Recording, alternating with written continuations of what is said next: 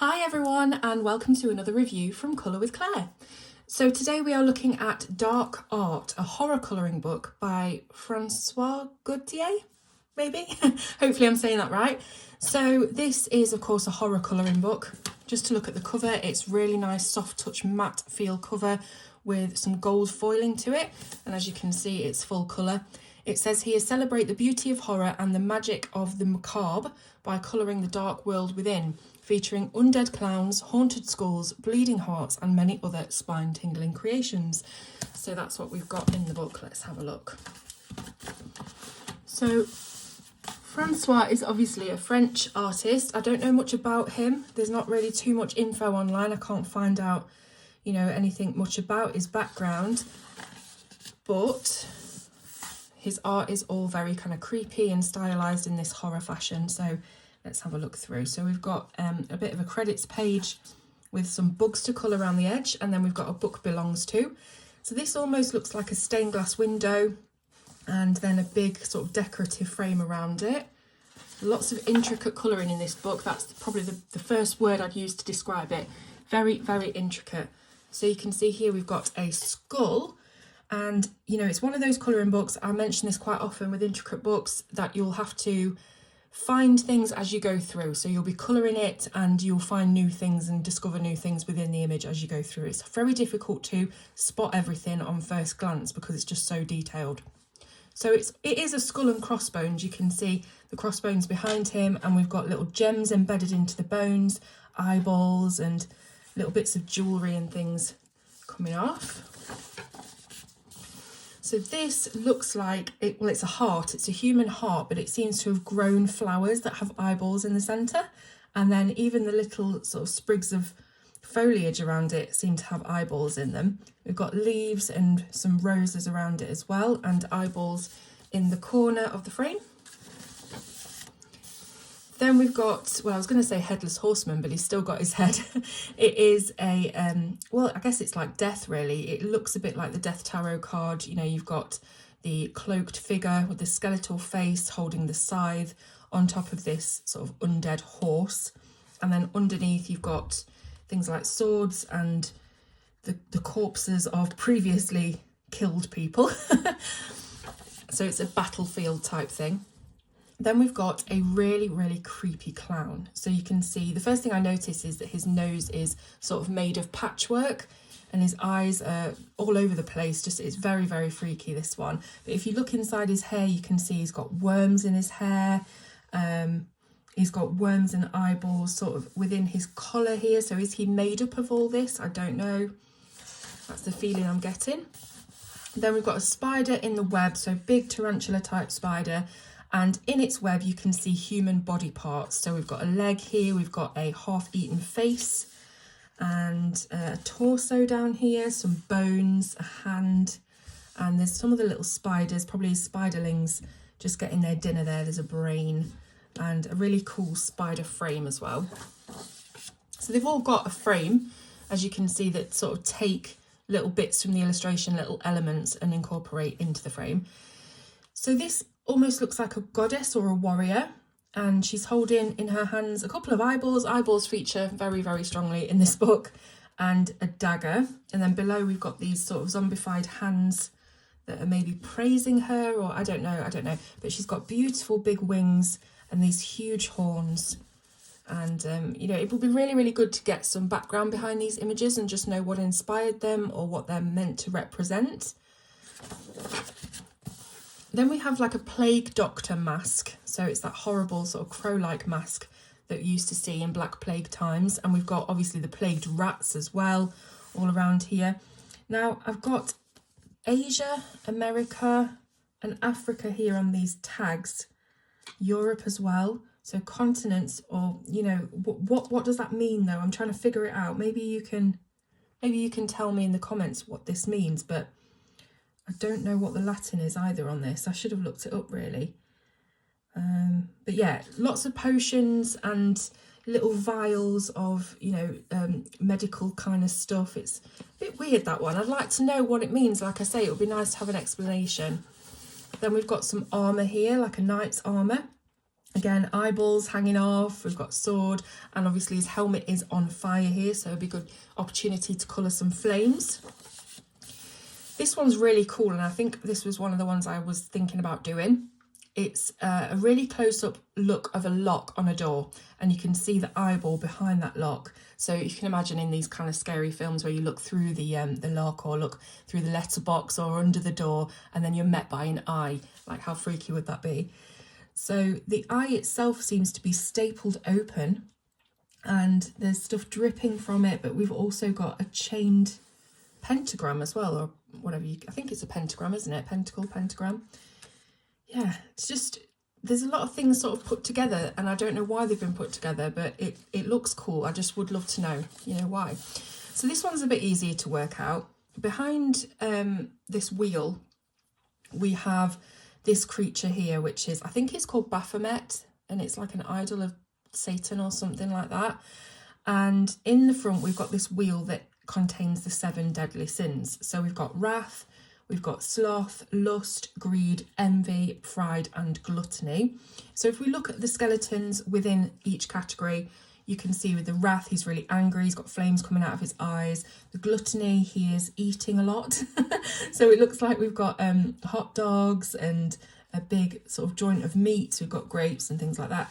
Pride, vanity, he's looking in the mirror. Then we've got envy, which is 2 skeletons here, and I guess this one is coveting what this one has. Then we've got greed, lots of money, bags of money and jewels. Lust, we've got lots of roses, and again another little couple with their tongues literally tied. And then sloth, he's got his hands clasped under his head, he's falling asleep. The Baphomet statue is also holding scales, which could be the scales of justice. It's got a brain and a heart in it. What else? Is there any other detail on this page that I've missed? I don't think so. But yeah, really, really good one, that. Again, you can just tell how detailed this is and how long it's going to take you to colour. These are real projects, these illustrations. So this is cool. It's the king card. It's the same upside down. And yeah, it's just a skeletal king decorated with lots of roses holding on to, I guess this is a spear, but it looks as if the top of it is made out of human bones. And yeah, interesting to see this kind of symmetrical card style. So this, when you turn it round, you could have it day and night, or you could have them both matching, or you could have hot and cold. There's two different things you could have as you flip the card over. Then we've got the queen, so much the same. This looks like a femur or some sort of human bone down the centre with, of course, our eyeballs. She's got some ivy growing around her exposed ribs. And what else? This looks like a heart-shaped potion bottle or something, that does. And then we've got Frankenstein, another one that I was thinking about colouring. And the thing that caught my eye straight away was the brain in this sort of jar that's stuck to his head. I thought that was kind of cool. He's also got what looks like a satellite dish on the other side. Obviously, he is awoken or brought alive by electricity, so that's probably his receiver or whatever you want to call it. We've got his eye that seems to be, again, just stapled open by these long wires. It looks like he's got a small spirit level on his head as well. Probably not what that's meant to be, but that's what it looks like to me. And then his collar down here, lots of electrical circuitry type stuff. So here we've got what looks like a werewolf, and I think he's eating a heart. Again, it's one of those that your eyes kind of zone out a little bit because you can't really tell what's going on, but here are his claws, and then his other claws here sort of grasping onto the heart itself. Obviously his teeth are sunk into the flesh of the heart. Now here he's got something sort of stabbing his head, and here as well. I guess these are meant to be stakes. I don't really know. I'm sure that you kill werewolves with silver bullets, but maybe he's not even a werewolf. Maybe it's just something else. I don't know. But these also could be potion bottles looking at the frame. Again, just really kind of odd things put together. So obviously I've started this one, as you can see. I sort of went with the Annabelle theme because that's just what it looked like straight off the bat. But I then changed the clothing to look like this. I don't really know why I chose yellow and red. I don't know. I guess the red because of her, her bows on her plaits and things like that. But yeah, and I decided not to do the drippy things as blood and to do it as goo. So I did this, some with pencil, mostly with marker, alcohol marker, and obviously I've not finished yet, but yeah, looks cool. And then we've got what looks like a raven or a crow. I can never tell the difference between a raven, rook or a crow. I know it's something to do with the lengths of the beaks and the size and stuff like that. But again, we've got eyeballs. He's hanging on to this bone and he's got lots of mushrooms and things growing out of him. So is he alive? I don't think so. His ribs are exposed and you can see his heart. So maybe he's just sort of, the earth is growing through him, sort of Hannibal-esque thing. Then we've got a snake. Now let me just pass this out. So we've got a hand here, human skeletal hand. The snake is wrapped around it. And what are these? Ah, so it's like a snake charmer. So this is a flute. It looks as though he's broken the flute in half maybe. And he's got his little basket here. He's curled around it. So I'm guessing that this guy with the hand in the middle is the snake charmer. And the snake has actually gotten the better of him. So we've got another skull king. So in this book, as I did say, lots of eyeballs and also lots of skulls as well. So be ready to get your creative juices flowing on how to make skulls look different. You don't have to do them all in grey. What about a neon multicoloured skull, something like that? So you can see that he's the king and he's wearing his crown with all of his jewels. And it's pretty self-explanatory, that one. So we've got an animal carcass here, or animal skull head. Again, with the horns. And then we've got another bone coming up through here. This looks like kind of, did they call it a tomahawk? That's the name for an axe, isn't it? A tomahawk. But it's got that sort of Native American icon feel to it. Got some dead roses as well. Another pentagram here. We've got some moths at each point of the pentagram. An eyeball, of course, in the middle. And then, I guess, stones or rocks around it. So maybe this is something that's been found on the wall of an old crypt or something freaky like that. So we've got a grave with the hand bursting from the ground and just looking in the background, yeah, it's a graveyard here. We've got 20th of August 1890 to 15th of March 1937. No idea of who it is or what it is, but we do have a kind of, I want to say like a Cthulhu, but it's got bat wings as well. So it's got bat wings, it's got an octopus body. Like, what does that represent? I don't know. Is it something in folklore? Let me know if you know. So we've got a Medusa style lady here. She's got the snake skin all over her. Obviously the snake's in her hair and the forked tongue. We've got a heart here that's actually been made into stone because you can see little bits of rubble and rock breaking off of it. And yeah, I think that's about it for that one. So we've got another doll-like thing here. It's almost like a puppet. You can see the top crossbar here with the pentagram on it is like the strings that would hold the puppet. We've got a dead rocking horse here and what looks like a bit of a dream catcher. We've got a candle with an inverted cross. We've got 666 in the baby blocks and a little doll. And as for the doll itself, it looks as though it's got a devil's tail and devil horns as well. So I'm trying to figure out these images with you, so sorry if I'm getting things wrong or not seeing things.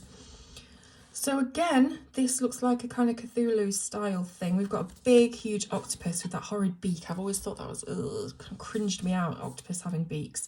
And it's wrapped around and inside this skull. Looks like there's lots of treasure or coins. So this is the bottom of the ocean type atmosphere, and he's just pulling this skull apart. This one looks like, well, obviously these people down here have been beheaded, but it seems as though these are royalty figures. So we've got a queen with a crown, a king, maybe their son, a prince or something like that. And she's come along and just torn their heads off. Lots of roses. Again, I really don't know what's behind this one. But yeah, interesting. Here's the one that I finished. So this is the Scarecrow. And I used, what did I use? Black Widow pencils on this. Even on the background, I used Black Widows, but then I used some blend-in solution. You can see it's still a bit blue, actually. just to get the Black Widows to smooth a little bit more so I could have a nice blend. But the blending solution has kind of created a bit of a fuzzy edge, a bit of a halo around things. I quite like it though. My husband took one look at it and said it looks like he's underwater, and now I can't unsee that because all of these corn stalks look like they're floating like seaweed. So maybe he's an underwater scarecrow, but I did try and make it look like a sky. It just didn't work out. So yeah, coloured this with Black Widows. Really want to try using different supplies. I'll use my Prismacolors and my Luminance all the time, and I've got all these supplies here and it's just not right that they're not getting used. So I've decided to really make a concerted effort to start using you know, more of my supplies.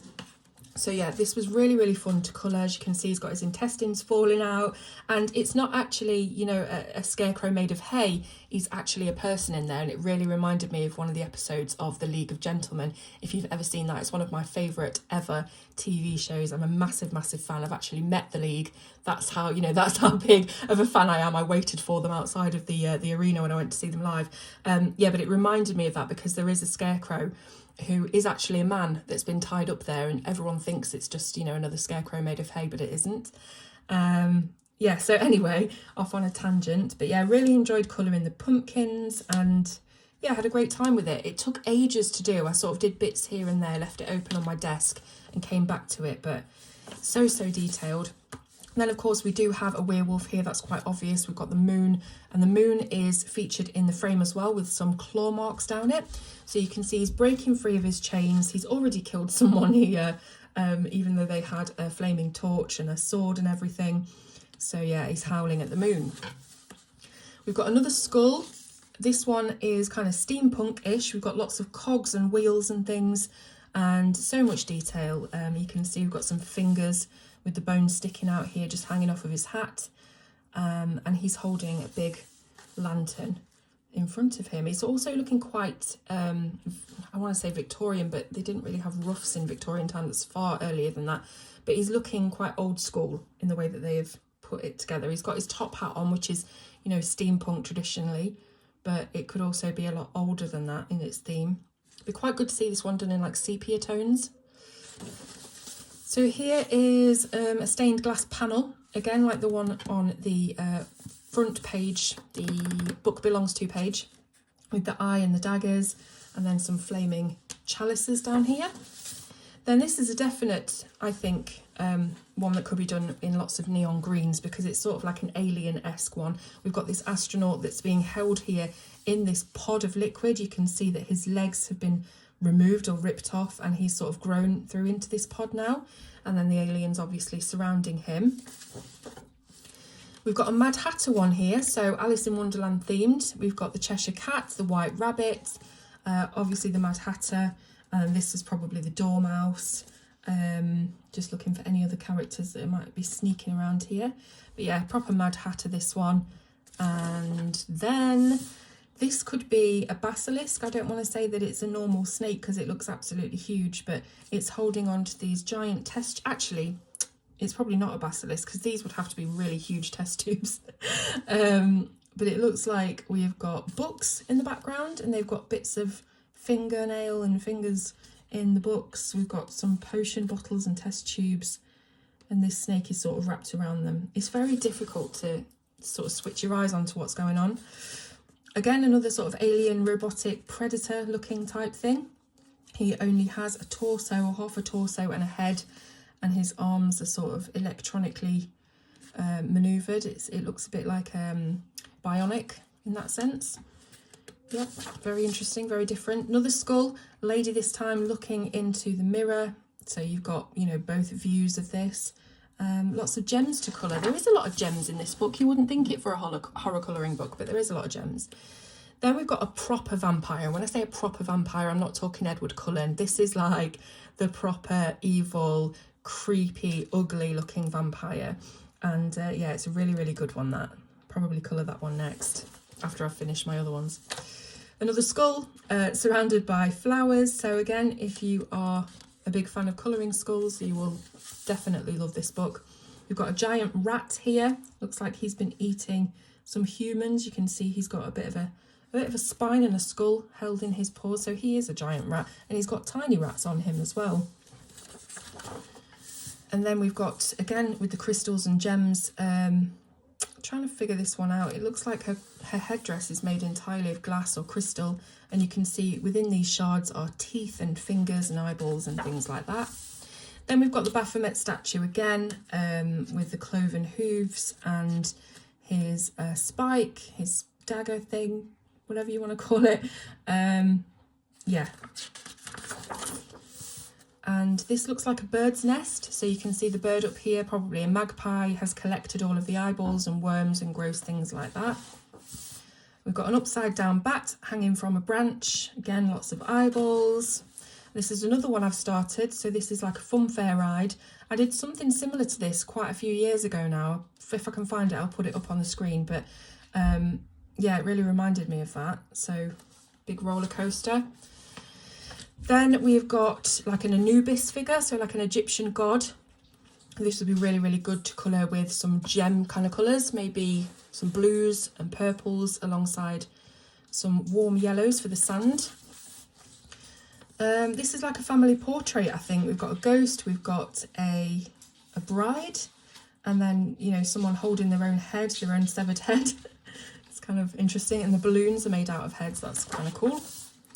This is a dragon, and he's grasping all of these knights down here. He's just picked everything up in his claws, and you can see that he's torched one of them as well with his breath.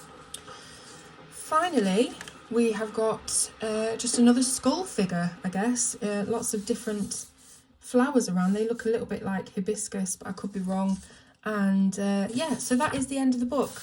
Hope you've enjoyed looking through it. It's very, very detailed. And yeah, I think you'd need a lot of time to finish this book. I would love to see one completed, but it's just so intricate. So I'm going to be looking at the tag for this book to see what you guys have done in terms of colouring it and interpreting the illustrations. And yeah, so links will be in the description for you to buy this, and let me know what you thought in the comments. I will see you soon on Colour with Claire.